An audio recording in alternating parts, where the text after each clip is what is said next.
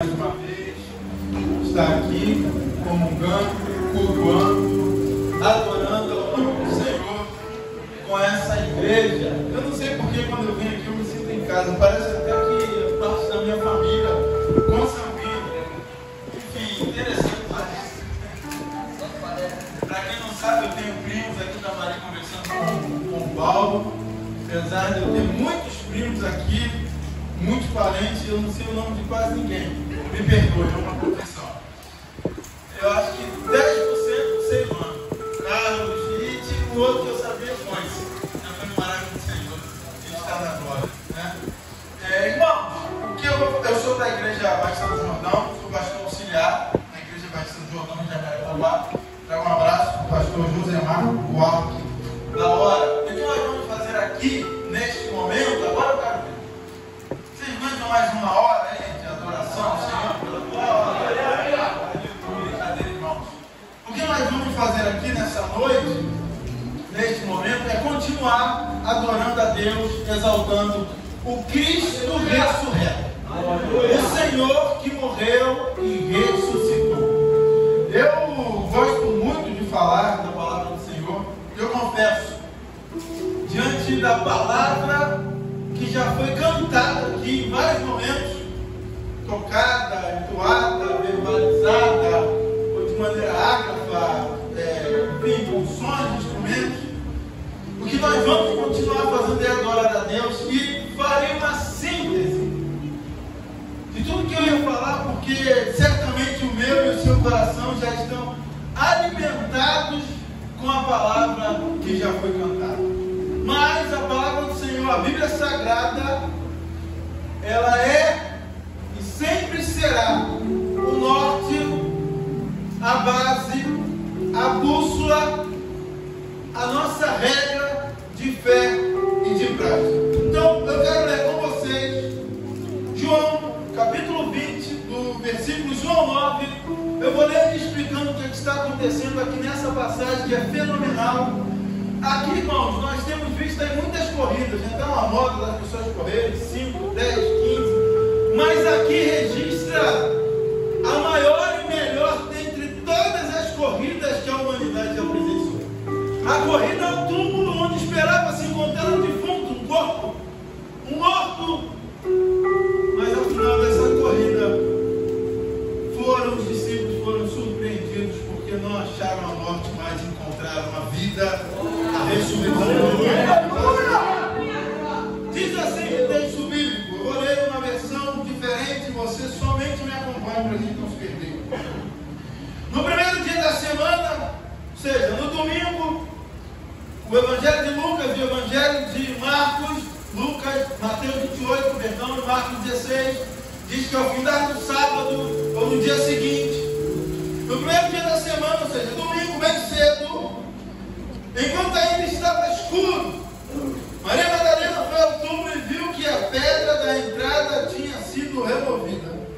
Correu e encontrou Simão Pedro e o outro discípulo, aquele a quem Jesus amava, e disse: tiraram do túmulo o corpo do Senhor e não sabemos onde o colocaram. E aí começa agora a disputa. Pedro e o outro discípulo foram ao túmulo. Os dois corriam, mas o outro discípulo foi mais rápido que Pedro e chegou primeiro ao túmulo. O outro discípulo é João, o discípulo amado, aquele que reclinava a cabeça sobre o peito de Jesus. Ele, na disputa com Pedro, chegou primeiro porque ele era mais novo. Então, provavelmente, Pedro cansou mais rápido e João chegou ao túmulo mais depressa. Provavelmente fizeram algum atalho, algum caminho, cortaram o Gólgota, rodearam ele e chegaram ao jardim do túmulo. Abaixou-se, olhou para dentro e viu ali as faixas de linho, mas não entrou. Olha só que coisa interessante. Então Simão Pedro chegou e entrou. João chegou primeiro, mas não entrou. Pedro chegou depois e entrou. Pedro, sanguíneo, eufórico, afobado, não sabia o que encontrar lá dentro, mas entrou, foi. O discípulo que havia chegado primeiro ao túmulo também entrou, viu e creu. Ou seja, embora Pedro tenha entrado primeiro, foi João quem primeiro disse homem de fé, mas João foi um homem de discernimento. Ele entrou, viu e creu. Ou seja, Pedro viu o túmulo vazio, não entendeu muita coisa, mas João, diante da toalha dobrada ou da mortalha dobrada, isso representava que o corpo não havia sido roubado, porque ninguém ia entrar, roubar e deixar a toalha dobradinha, iam fazendo a bagunça. Então ele já viu, percebeu, compreendeu e creu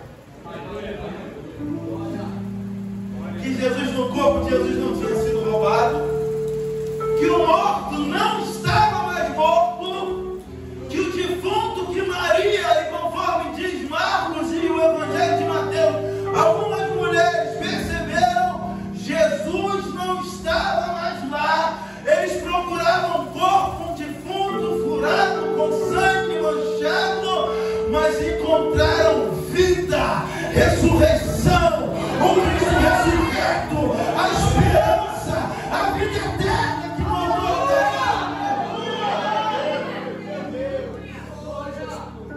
Portanto, não basta termos somente fé, não basta apenas darmos um passo de fé. A fé é interessante, a fé é muito importante, mas é preciso, sobretudo, discernir o que está acontecendo.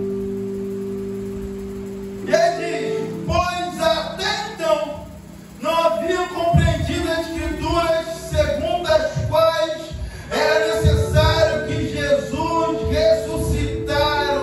ressuscitasse dos mortos.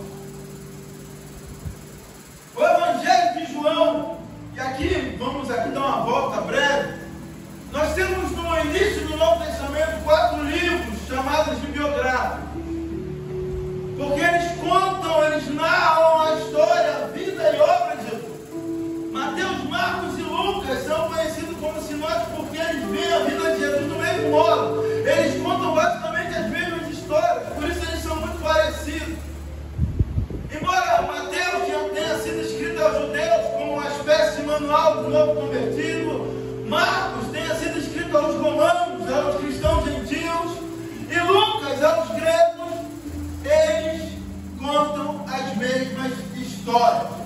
Diferente disso, o Evangelho de João é o Evangelho tanto quanto mais teológico e um tanto quanto mais cristológico. E tenho certeza de uma coisa, que o que eu falarei aqui hoje, essa noite, não é diferente de nada a não ser ter Cristo como centro da nossa vida. Ter certeza que a pregação que você está ouvindo, que você ouvirá esta noite, é aquilo que de mais evangélico e cristocêntrico você ouvirá hoje. O Evangelho de João, ele tem alguns propósitos interessantes. Ele foi o último evangelho a ser escrito, volta do ano 90 depois de Cristo.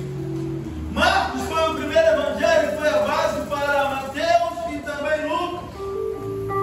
João foi o evangelho escrito à igreja que provavelmente se reunia na cidade de Éfeso. João era o mesmo autor das 3 epístolas ao final do Novo Testamento e também do livro de Apocalipse. E João tinha alguns objetivos em mente ao redigir esse texto.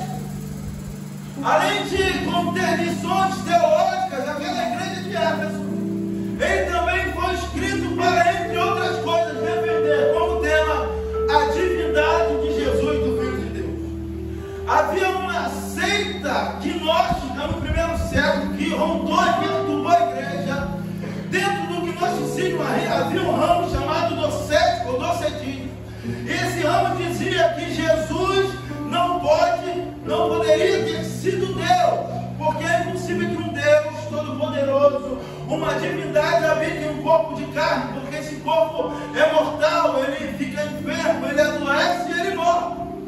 E eles diziam: olha, se era Deus, ele não virou carne, e se era carne, não tem como ser Deus. Então João abre o seu evangelho dizendo: olha, no princípio era o verbo estava com Deus, e o verbo sim era Deus.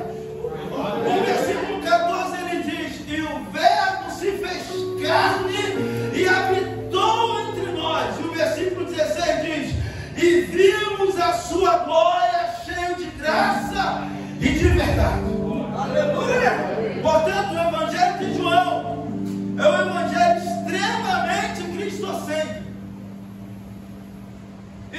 sentido. Eu vou pegar aqui algumas passagens do Evangelho de João, até nós chegarmos ao capítulo 20.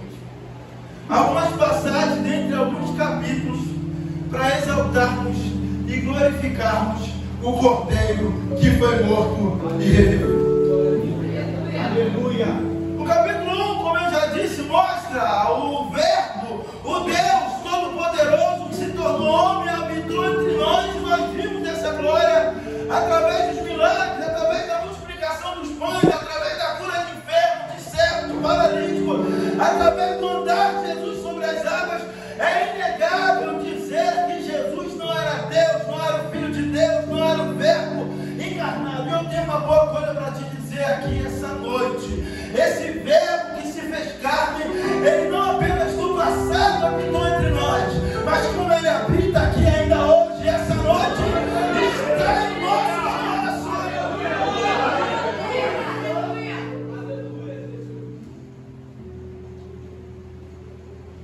O capítulo 4 do Evangelho de João, Jesus se encontra com uma mulher samaritana excluída da sociedade.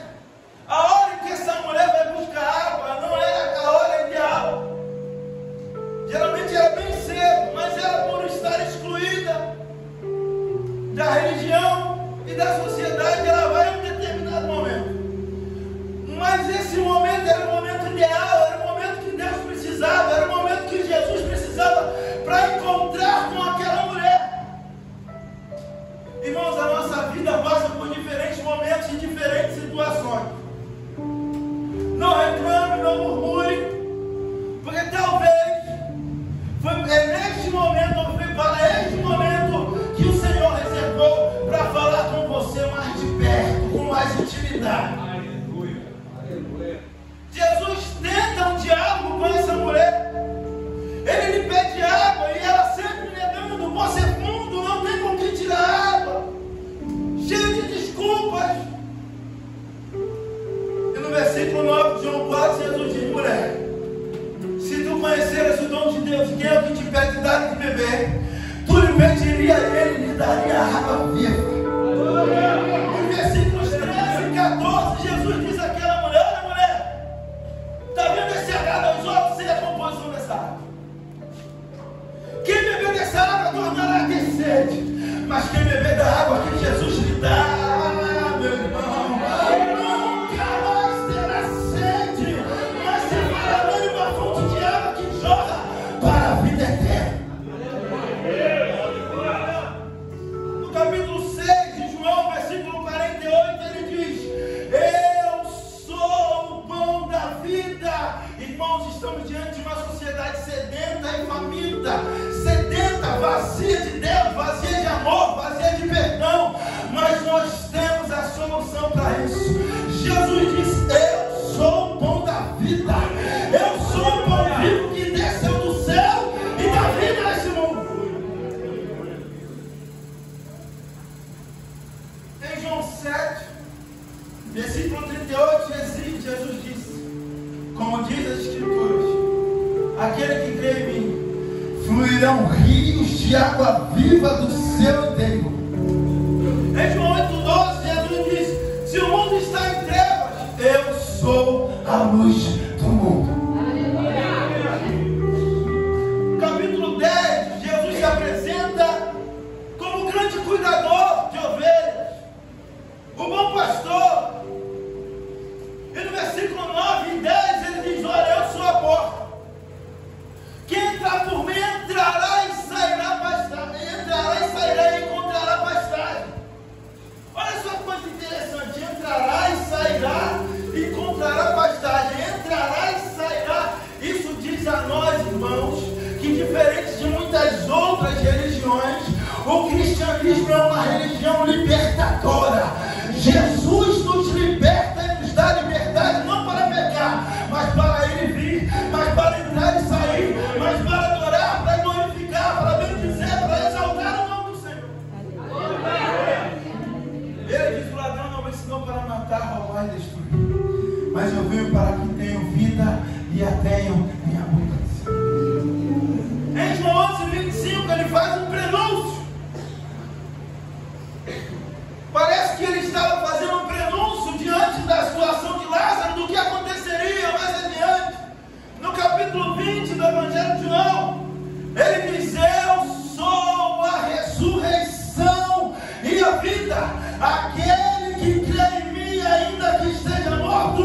viverá. No capítulo 13, no capítulo 12 do Evangelho de João, no versículo 13, Jesus como rei, ele entra na cidade de Jerusalém, montada num jumentinho. Aquilo ali é uma cena, irmãos, para os judeus que estão vendo aquilo ali. É uma cena que está descrita, ou que era cantada, que está no Salmo 118, quando os reis voltavam da guerra, vitoriosos e triunfantes. Então, entoavam a eles diante da entrada da cidade, ou quando entravam na cidade, dizendo: Hosana, glória a Deus nas alturas. Irmão, nós estamos diante do rei, do vitorioso. Ele foi morto, mas ressuscitou. Por isso, a semelhança do que aquele povo glorifica a Deus. O capítulo 13 do Evangelho de João, o primeiro versículo, lá no finalzinho do primeiro versículo, diz que Jesus amou os seus discípulos e os amou até o fim. Irmãos, parece nada, mas aqui tem uma expressão forte, carregada de significados. Dizer que Jesus nos amou até o fim, dizer que Jesus amou a sua igreja até o fim, não só aqueles discípulos de 2000 anos atrás que andaram com ele, mas dizer que Jesus nos amou até o fim implica dizer, como diz Isaías 53, versículos 3 e 4, o castigo que nos traz a paz estava sobre ele, e por suas pisaduras fomos sarados. Dizer que Jesus nos amou até o fim implica dizer que ele, sendo Deus, não teve por ocupação ser igual a Deus, antes humilhou-se a si mesmo, tomando a forma de servo, fazendo-se escravo até a morte e morte de cruz. Dizer que Jesus nos amou até o fim significa dizer que ele foi esbofeteado, cuspido, xingado, colocado uma coroa de espinhos na sua cabeça, foi ferido por uma lança, crucificado, mas ao terceiro dia ressuscitou.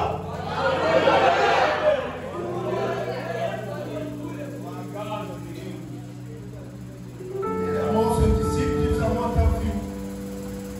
No capítulo 15 nós temos uma alegoria onde Jesus diz: eu sou a videira verdadeira. No versículo 13 ele diz: vocês estão limpos pela palavra que vos tenho falado. Versículo 4 ele diz: está em mim e em vós, como a vara de semente não pode dar fruto se não tiver na videira, assim também sois vós se não tiveres em mim. A parte B do versículo 5 de João 15 diz: sem mim nada podeis fazer. Nós só estamos aqui hoje adorando e glorificando. Essa igreja, esse grupo só está completando 15 anos nesse lugar. Essa igreja só existe porque está ancorada, firmada em Jesus.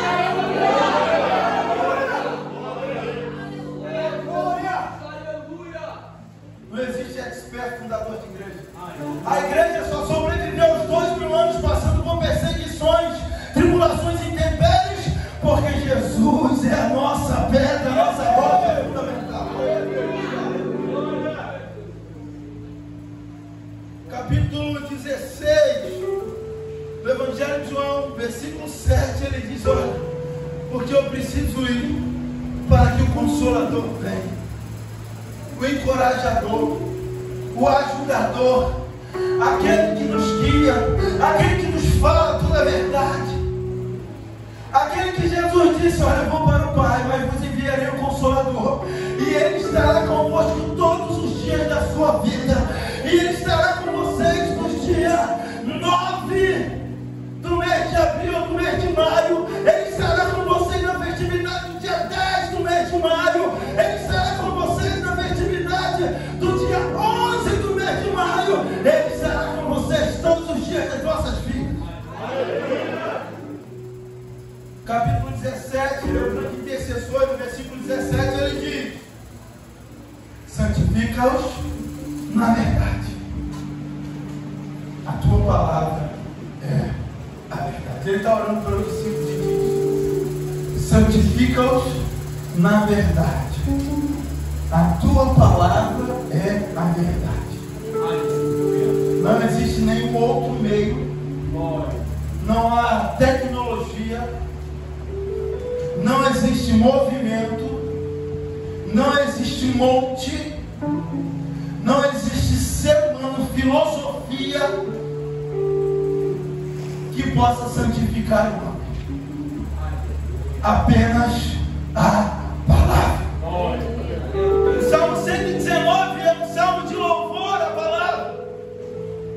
Em seus 176 versículos, ele exalta a palavra do Senhor. E o versículo 9 diz: como purificará o jovem o seu caminho? Observando, andando, cumprindo, fazendo, realizando, vivendo a tua palavra.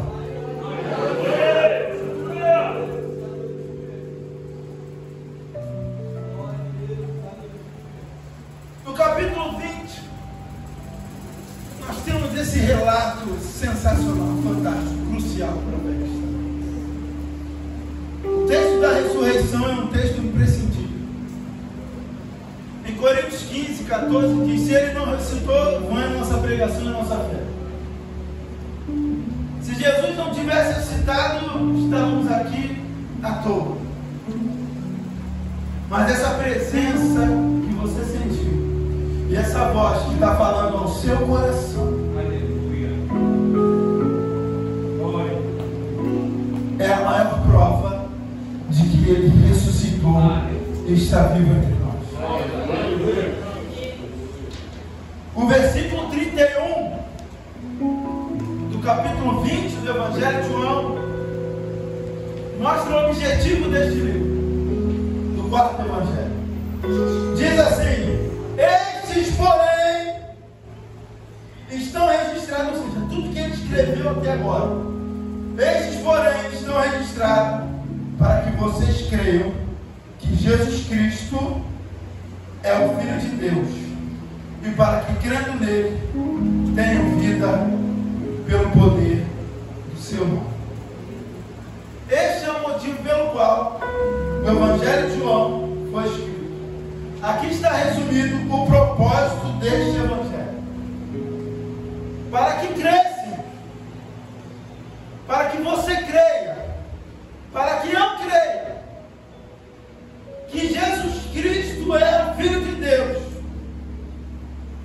Irmãos, sem fé, diz Hebreus 11, versículo 6, é impossível agradar a Deus. Portanto, como diz o versículo 6 de Hebreus 11, é necessário que creiamos.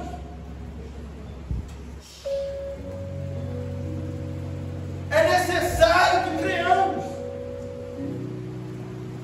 Esse texto também diz que, além de crermos, teremos vida em seu nome. Olha só que coisa linda. Em João 3,16 está ali o núcleo da vida que ele nos deu. Que ele amou o mundo de tal maneira que deu a ele o seu Filho, para que todo aquele que nele crê não pereça, mas tenha a vida eterna. Esse versículo de João 20, versículo 31, é o contraste ao que vimos sobre a vida de Tomé, que está entre os versículos 24 e 29. No versículo 29, quando ele vê Jesus, Jesus diz: porque viste creste, bem-aventurado os que não viram, mas creram. Aleluia, aleluia, glória a Deus. É importante ouvir, é importante acreditar.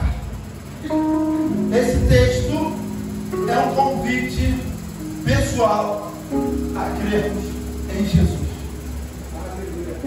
Nesse Jesus, que, como constataram as mulheres e os discípulos, ressuscitou. E a ressurreição de Jesus, estamos caminhando para o término. A ressurreição do Filho de Deus é a maior prova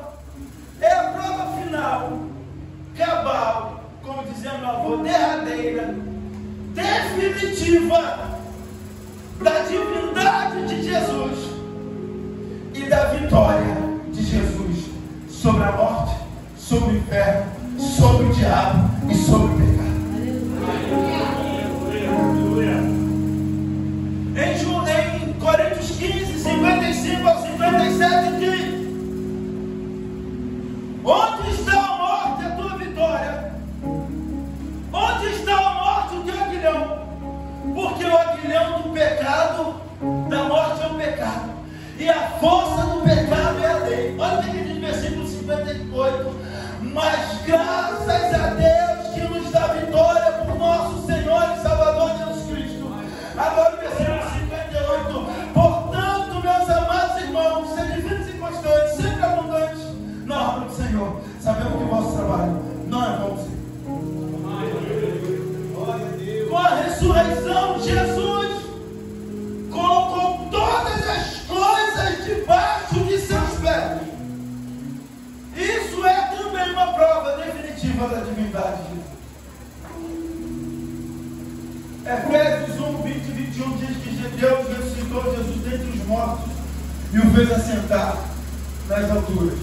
E diz no versículo 21: acima de todo potestade, principado, domínio e poder, e de todo nome que se nomeia, não só neste século, mas também no século vindouro. É por isso que eu digo, quando eu tenho oportunidade, Jesus está acima de tudo e de todos. A igreja não vive, não sobrevive pelo poder da economia, da política, de presidente A ou B. A igreja não está de pé por conta de nenhum poder humano. Nós subsistimos em campo de vitória em vitória. Nós podemos bater no peito e dizermos que somos mais do que vencedores, porque Cristo é o cabeça da sua igreja.